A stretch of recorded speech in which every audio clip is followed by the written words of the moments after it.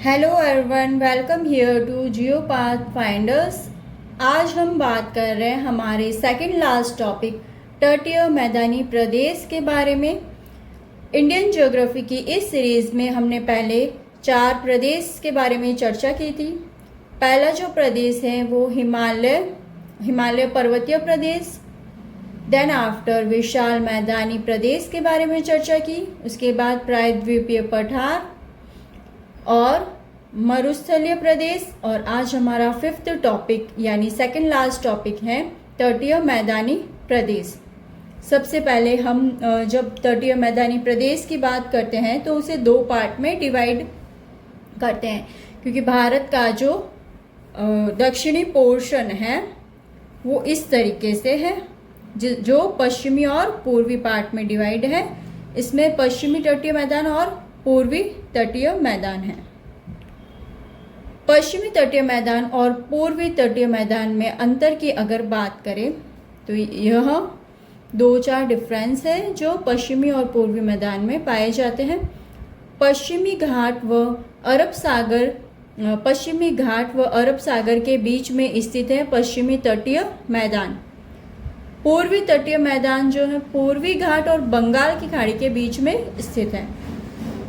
पश्चिमी तटीय मैदान की चौड़ाई 64 किलोमीटर है। वहीं पूर्वी जो तटीय मैदान है उसकी चौड़ाई 160 किलोमीटर से 480 किलोमीटर है। पश्चिमी तटीय मैदान कटा फटा या दंतुरित है, जिससे अच्छे बंदरगाह विकास की स्थितियां है। पूर्वी तटीय मैदान सीधा है, जिससे अच्छे प्राकृतिक बंदरगाह के विकास की स्थितियां नहीं है। अब हम बात करेंगे ये जो आपको देखो मुंबई से गोवा तक कोंकण तट, गोवा से न्यू मंगलोर तक कन्नारा या कन्नड़ तट, न्यू मंगलोर से कन्याकुमारी तक मालाबार तट। फिर इधर पूर्वी तटीय मैदान की तरफ अगर हम बात करें, और ये जो गुजरात वाला पोर्शन है ना, यहाँ पे देखो कच्छ का रण है और सौराष्ट्र यानी काठियावाड़ तट है। ठीक है, ये सीक्वेंस आपको याद रखना है। एग्जाम में कई बार सीक्वेंस भी पूछा जा सकता है, या फिर ऐसे कोंकण तट कहाँ पे स्थित है, कौन से तटीय मैदान में, पूर्व में या पश्चिम में, इसकी डायरेक्शन भी पूछी जा सकती है। अब हम बात करेंगे पूर्व की तरफ स्वर्ण रेखा नदी से महानदी तक का जो पार्ट है वो है उत्कल तट कहलाता है। महानदी से कृष्णा नदी तक का जो पार्ट है वो उत्तरी सरकार, और कृष्णा नदी से गोदावरी नदी तक का जो पार्ट है वो काकीनाडा तट कहलाता है। और यही कृष्णा नदी से कन्याकुमारी तक का अगर हम पार्ट देखें तो इस पूरे भाग को कोरोमंडल तट कहा जाता है। तो ये थी तटीय मैदानी प्रदेश की बेसिक जानकारी। अब हम बात करेंगे पश्चिमी तटीय मैदान के बारे में और देन आफ्टर पूर्वी तटीय मैदान के बारे में। सबसे पहले अगर मैं बात करूं कच्छ के रण की, कच्छ का जो रण है वो आप सभी को पता है गुजरात में है। सौराष्ट्र या काठियावाड़ ये भी गुजरात में है। कोंकण तट मुंबई से गोवा तक का भाग है, और इसकी खासियत यह एक निमज्जित तट है। कन्नारा या कन्नड़ तट कर्नाटक का तटीय भाग है। ठीक है, जो गोवा से न्यू मंगलोर तक है। मालाबार तट न्यू मंगलोर से कन्याकुमारी तक का जो भाग है वो मालाबार तट है, और केरल का तटीय भाग है। लैगून, कयाल या पश्चजल बैक वाटर्स के लिए जाना जाता है। केरल में जो एक रेस भी होती है, बोट रेस। भारत की मुख्य भूमि पर सर्वप्रथम मॉनसून आगमन मालाबार तट पर केरल राज्य से होता है। अगर राज्य पूछे तो केरल राज्य, और अगर आपसे पूछे कि भारत में मॉनसून का आगमन सर्वप्रथम किस तट से होता है तो मालाबार तट से। अब हम बात करेंगे पूर्वी तटीय मैदान के बारे में।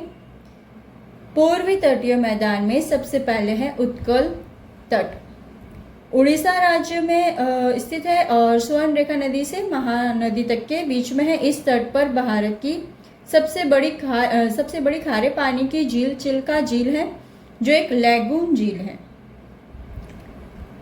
उत्तरी सरकार तट के बारे में बात करें, यह कृष्णा नदी के मुहाने से उत्तर की ओर तटीय मैदानी भाग है।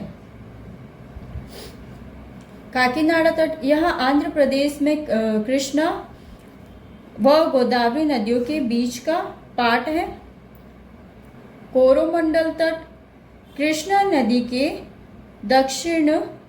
दक्षिण का पूर्वी तटीय मैदानी भाग, जो आंध्र प्रदेश व तमिलनाडु राज्यों का तटीय भाग है। इस पर पुलिकट लैगून झील है। भारत में लौटते मानसून, रिटर्निंग मानसून या शीतकालीन मानसून, उत्तर पूर्वी मानसून से केवल कोरोमंडल तटीय पर ही वर्षा होती है। ये जब आप भारत का मानसून पढ़ेंगे तो उसमें इसकी विस्तृत चर्चा करेंगे। अगर बात करें कि मानसून का आगमन किस तट से होता है, तो मालाबार तट से, और मानसून रिटर्निंग की बात करेंगे तो कोरोमंडल तट। तो ये था हमारा आज का सेकेंड लास्ट टॉपिक, तटीय मैदानी प्रदेश। ये जो क्लासेस हैं आप उन्हें रिवीजन के तौर पे देख सकते हैं, सुन सकते हैं। देखी हुई सुनी हुई बातें भी आपको याद रहेगी, तो एग्ज़ाम में क्वेश्चन क्लिक इजीली कर पाएंगे। और जो हमारा लास्ट टॉपिक है वो है द्वीपीय प्रदेश। नेक्स्ट वीडियो में हम द्वीपीय प्रदेश के बारे में चर्चा करेंगे। Thank you so much for watching this video. और अगर आप चाहते कि ये सारे नोट्स की फ़ोटोज़ या PDF आपको टेलीग्राम चैनल पे अपलोड करनी है, तो आप टेलीग्राम चैनल ज़रूर ज्वाइन करना। Thank you so much.